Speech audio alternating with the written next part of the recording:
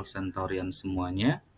Alhamdulillah, kembali lagi pada video pembelajaran PAI.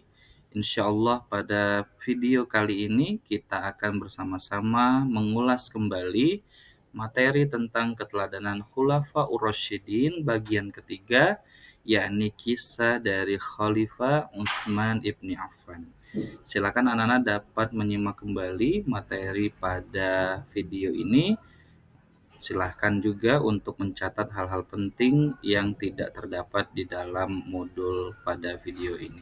Selamat menyimak semuanya.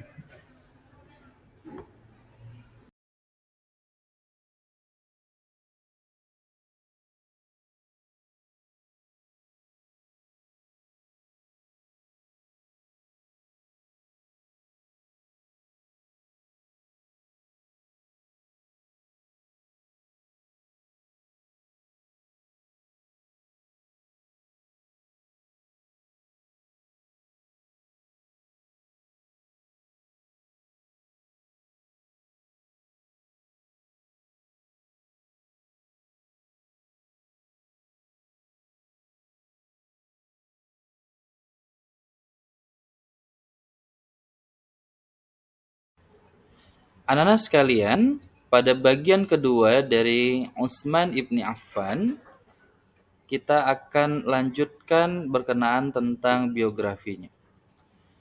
Setelah Utsman ibni Affan memeluk Islam, keluarga beliau sangat menentang keputusannya. Hal ini dikarenakan keturunan dari Utsman ibni Affan, yakni dari Bani Umayyah dan Bani Abdisyams, yang saat itu dipimpin oleh Utbah bin Rabi'ah, itu sangat tidak senang dengan ajaran Islam yang dibawa oleh Rasulullah Shallallahu Alaihi Wasallam. Oleh sebab itu, Utsman ibni Affan ini ketika beliau masuk Islam, maka beliau sangat dikucilkan dari garis keturunannya, yakni Bani Umayyah. Namun karena kekayaan dan kedudukannya yang sangat terhormat, hal itu tidak menjadi masalah bagi Utsman ibni Affan. Lalu kemudian Utsman ibni Affan mendapatkan julukan Dzun Nuraini. Jika kita lihat lagi ke belakang, Abu Bakar mendapatkan julukan As-Siddiq, sedangkan Umar ibni Khattab mendapat julukan Al-Faruq. Kali ini Utsman ibni Affan mendapat julukan Dzun Nuraini, yang berarti pemilik dua cahaya. Hal ini dikarenakan Utsman ibni Affan adalah orang yang menikah dengan kedua putri Rasulullah Shallallahu Alaihi Wasallam, yaitu Ruqayyah dan Ummi Kulsum. Utsman ibni Affan awalnya menikah dengan Ruqayyah, putri kedua Rasulullah Shallallahu Alaihi Wasallam. Lalu kemudian pada tahun 2 Hijriyah atau tepatnya setelah Perang Badar, Ruqayyah wafat. Lalu kemudian pada tahun 4 Hijriyah, Rasulullah Shallallahu Alaihi Wasallam menikahkan Utsman ibni Affan dengan putrinya Ummi Kulsum. Anak-anak sekalian, pada bagian ketiga Utsman ibni Affan, sebelum Umar wafat, Khalifah Umar ibni Khattab mengusulkan 6 nama penggantinya untuk kemudian bermusyawarah. Siapakah dari ke-6 sahabat ini? Yang pertama yaitu Utsman ibni Affan, lalu Ali ibni Abi Thalib, lalu Abdurrahman ibni Auf, Sa'ad ibni Abi Waqqas, Zubair ibni Awam, dan Talha ibni Ubaidillah. Dari ke-6 sahabat Rasulullah Shallallahu Alaihi Wasallam yang dipilih oleh Umar ibni Khattab ini, ke-6-nya ini diminta untuk bermusyawarah, kemudian memilih salah satu di antara mereka untuk menjadi khalifah pengganti Umar ibni Khattab. Dalam perjalanannya kemudian Abdurrahman ibni Auf mengundurkan diri dari pencalonan sebagai khalifah pengganti Umar ibni Khattab. Lalu hal ini pun diikuti oleh sahabatnya yang lain, yakni Sa'ad ibni Abi Waqqas dan Zubair ibni Awam serta Talha ibni Ubaidillah. Sehingga tinggallah 2 nama, yakni Utsman dan Ali ibni Abi Thalib. Lalu kemudian dari kedua nama ini dipilihlah Utsman ibni Affan sebagai khalifah ketiga menggantikan Umar ibn Khattab. Utsman menjadi khalifah pada tahun 24 Hijriyah atau 644 Masehi yang saat itu berusia 70 tahun. Nah, beliau menjadi khalifah selama 12 tahun. Anak-anak sekalian, pada bagian keempat dari kisah Utsman ibni Affan, kita akan melihat apa saja yang dilakukan oleh Khalifah Utsman ketika menjabat sebagai khalifah. Utsman ibni Affan ketika menjabat sebagai khalifah pada saat pemerintahan Islam itu sudah kuat dan tertata baik sepeninggal Khalifah Umar ibni Khattab. Dan beberapa hal yang beliau lakukan saat menjabat sebagai khalifah diantaranya yang pertama adalah melakukan perluasan wilayah dakwah Islam ke Fars, Iran, Khurasan atau Afghanistan, dan Armenia. Lalu kemudian yang dilakukan oleh Utsman ibni Affan adalah membukukan Al-Quran dalam bentuk mushaf yang dikenal dengan Mushaf Utsmani sebanyak 4 buah.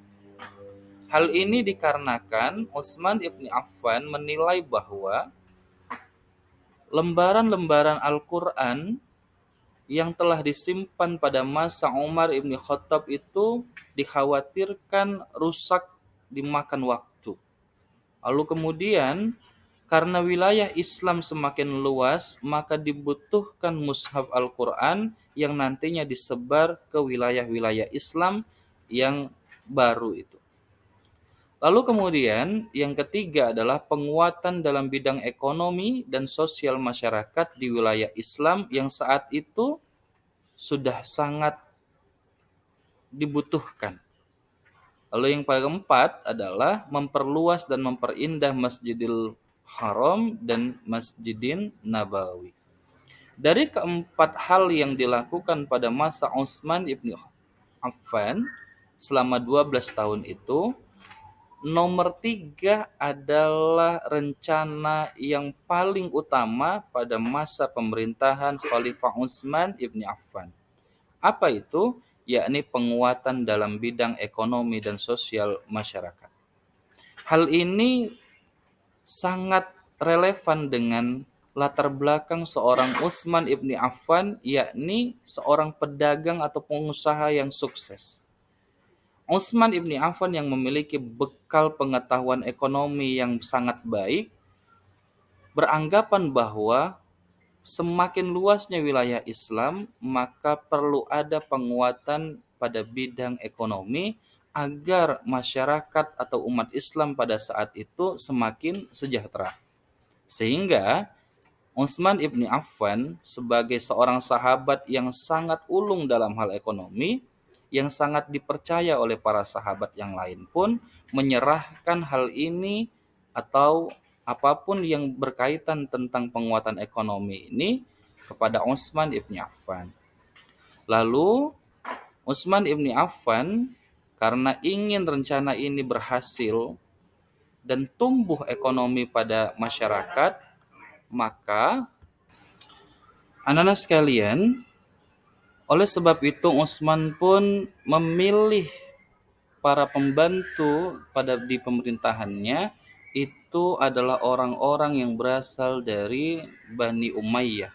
Karena Bani Umayyah terkenal sekali sangat pandai dalam hal ekonomi.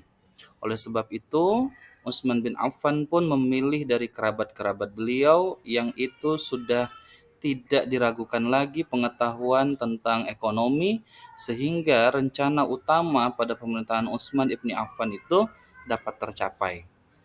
Namun, anak-anak sekalian, hal ini menjadi sebuah masalah besar ketika Utsman mengangkat para pembantunya atau pejabat-pejabat pada masa pemerintahannya itu berasal dari garis keturunan beliau, maka ini pun dijadikan senjata bagi orang-orang yang munafik itu untuk memfitnah Utsman ibn Affan. Hal ini akan dikisahkan pada bagian kelima. Baik, kita sampai pada bagian kelima dari kisah Utsman ibni Affan.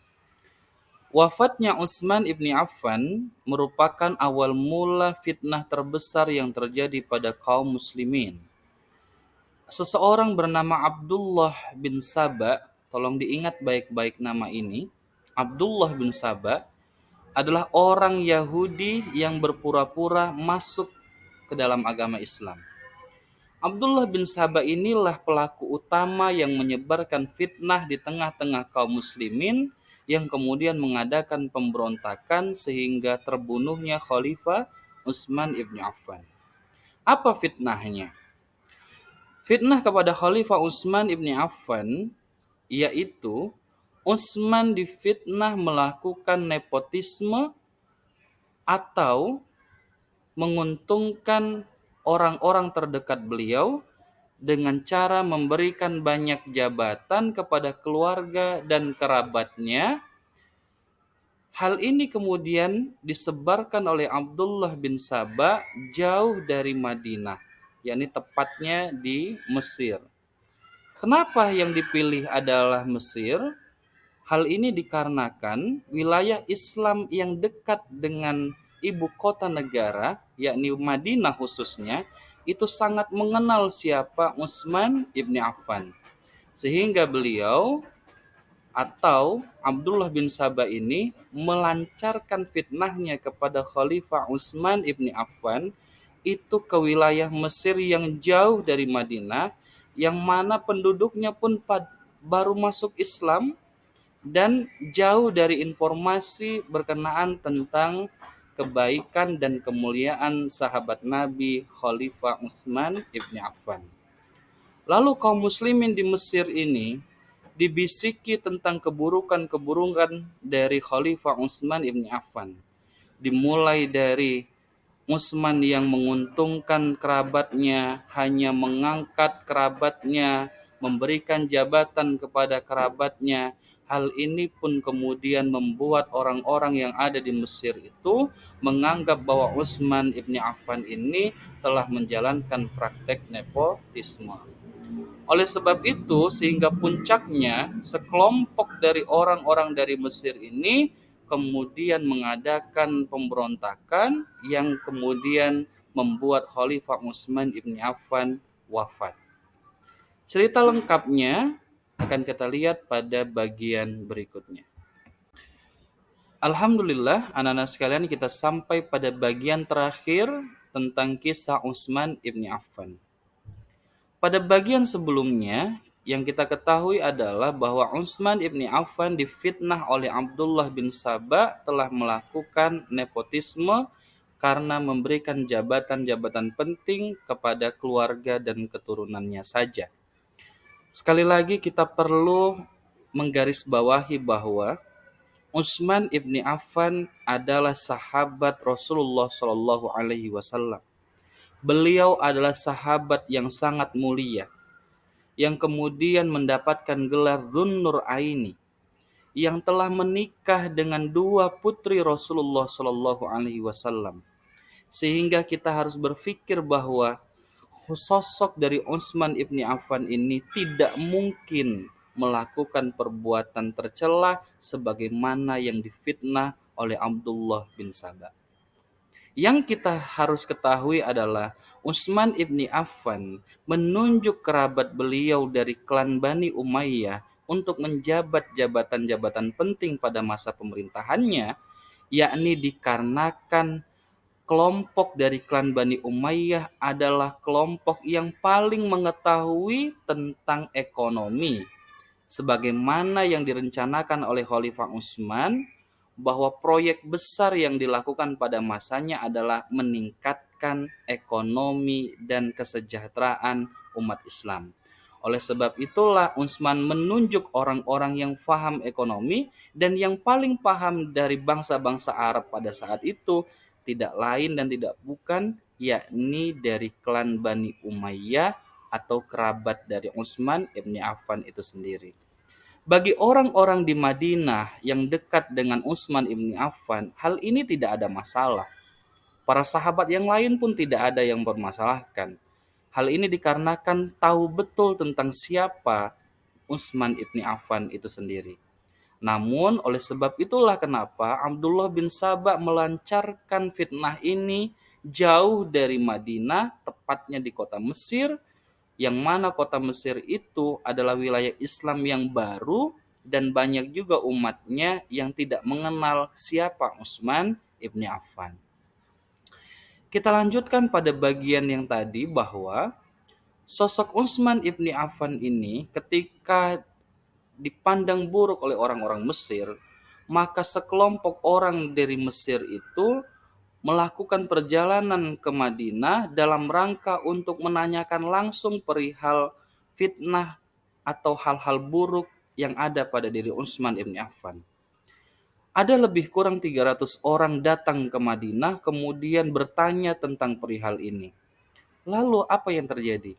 Setelah menemui Khalifah Utsman, sekelompok orang dari Mesir ini merasa puas dengan jawaban dari Utsman ibn Affan. Dan akhirnya mereka pun kembali ke Mesir. Namun lagi-lagi, anak-anak sekalian, Abdullah bin Saba dan pengikutnya yang kita sebut dengan Sabaiyah, pengikut dari Abdullah bin Saba ini, kemudian membuat fitnah yang lain dengan memprovokasi Marwan bin Hakam. Siapa Marwan bin Hakam ini? Beliau adalah sekretaris khalifah, yakni juga sahabat dari Rasulullah Shallallahu Alaihi Wasallam, orang yang mulia. Apa kemudian provokasi yang dilakukan oleh Abdullah bin Saba ini kepada Marwan bin Hakam? Abdullah bin Saba dan pengikutnya itu mengatakan kepada Marwan bahwa ada orang dari Mesir datang ke Madinah berniat buruk kepada khalifah.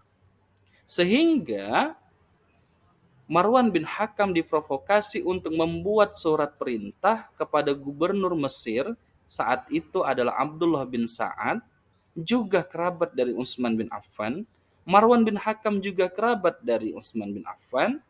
Itu suratnya berisi agar ketika orang-orang yang tadinya datang dari Mesir, yang kemudian bertanya kepada khalifah tentang fitnah itu, lalu kemudian merasa puas dan kembali lagi ke Mesir, orang-orang ini di dalam isi surat itu apabila sudah kembali ke Mesir untuk segera ditangkap dan dihukum. Dibuatlah surat itu.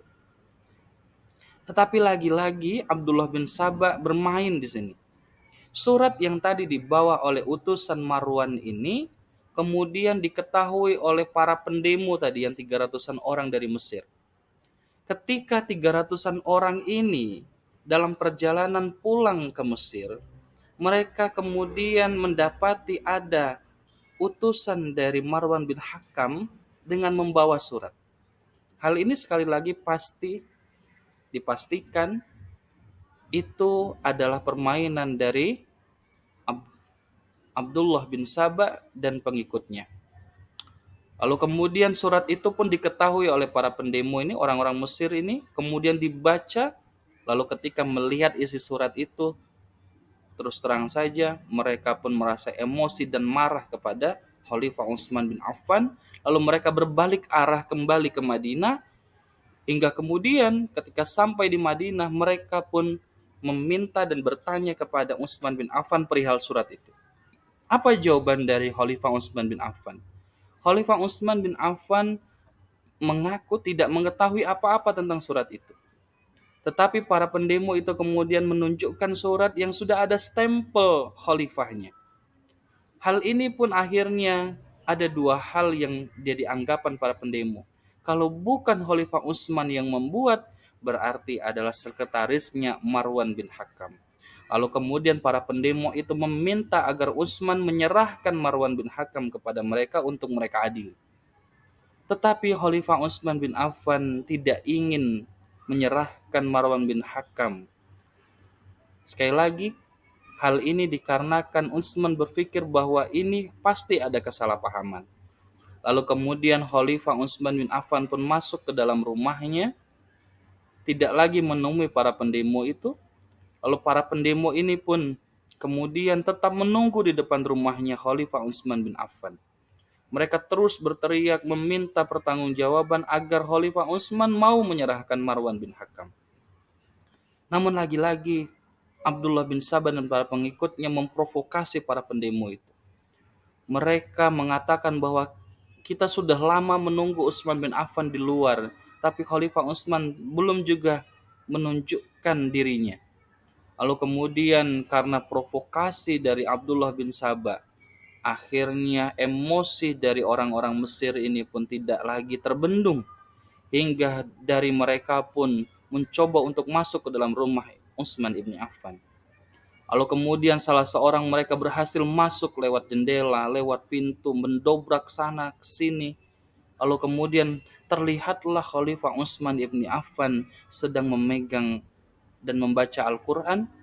Lalu salah seorang di antara mereka pun ada yang menghunuskan pedang kepada Khalifah Utsman ibn Affan.